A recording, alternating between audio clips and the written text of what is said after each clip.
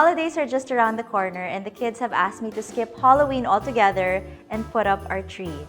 So when we used to live in a condo, we had this really tiny tree that didn't even stand up. So moving into all of this new space, Natalia, my eldest, was really excited to have a real Christmas tree. But with all the options to choose from getting the tree or what ornaments to get, it can get quite confusing. So for those of you who are buying your first Christmas tree or thinking of upgrading your current ones, I thought of putting together a list of suggestions that could help make your shopping a little bit easier. Tip number 1, consider your space.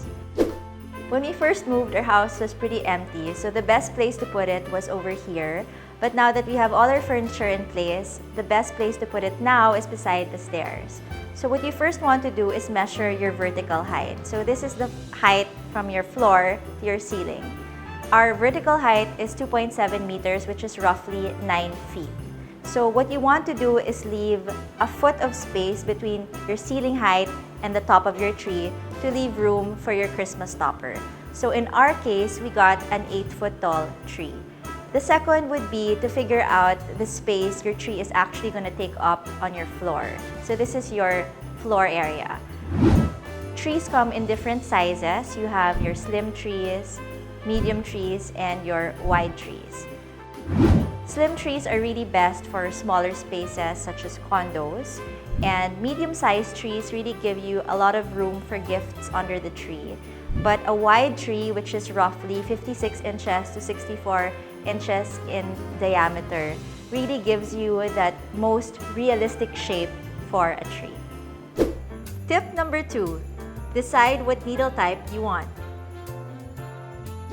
From what I've seen in Manila, there are 4 types of needles you can choose from: shredded, molded, combined, metallic. So your shredded PVCs really look like bottle brushes, and they're the most common needles that I've seen here in Manila. They're wired and they're a little bit stiff, so you kind of have to fluff them up a bit. For your molded needles, they kind of look very realistic. So right out of the box, you can use them right away and you don't really need to fluff them up. For the ones that have a combination of both your shredded and your molded needles, you actually get the best of both worlds. You can fluff them up and at the same time get that very realistic feel. And your metallic trees are obviously self-explanatory. Tip number 3, determine the style of your tree. Christmas trees can get quite expensive, so my suggestion is to get a tree that can kind of grow with you from Christmas to Christmas, something that you can update with just a few tweaks to your ornaments. So there are 4 types of Christmas trees. The first is the traditional one, flocked, colored, pre-lit. So your traditional trees are obviously the ones that are very green. Your flocked trees look like they've been snowed in and have a frosted look. Your colored trees are very, very trendy. You have white trees, pink trees, or red trees. And your pre-lit ones just really save you a lot of time in setting up the tree. Ours is a very traditional tree.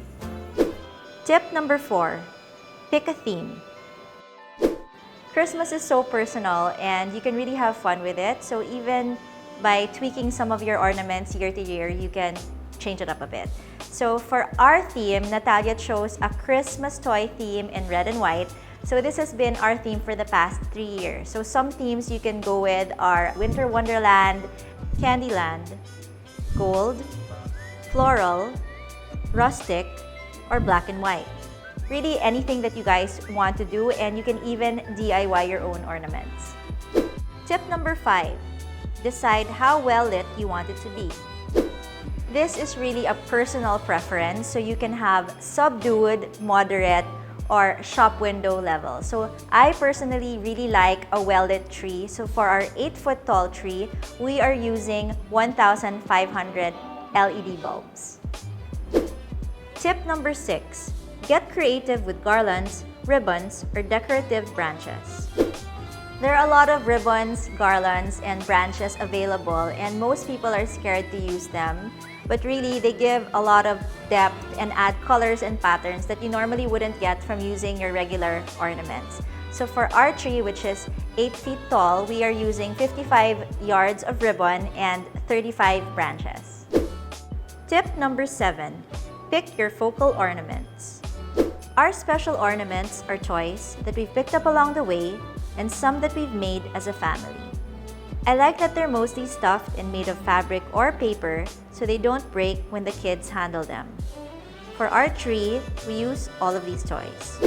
Tip number 8. Pick your filler ornaments. Ornaments can get expensive, so these fillers can be your inexpensive ones. For our tree, we use 50 big balls and 70 small balls. Last year, one of my friends had moved into her new home, so she asked me the favor of getting her a bigger tree and getting a few new ornaments to work with her existing ones. And these tips really came in handy to identify what she needed without overbuying. Now that we figured out what kind of tree to get and what ornaments to buy, catch my next episode on how to put up your artificial tree like a pro. If you found this list handy and you want more tips on how to live a little bit more organized, don't forget to like this video, subscribe, and follow me on Instagram at Tidily Ever After.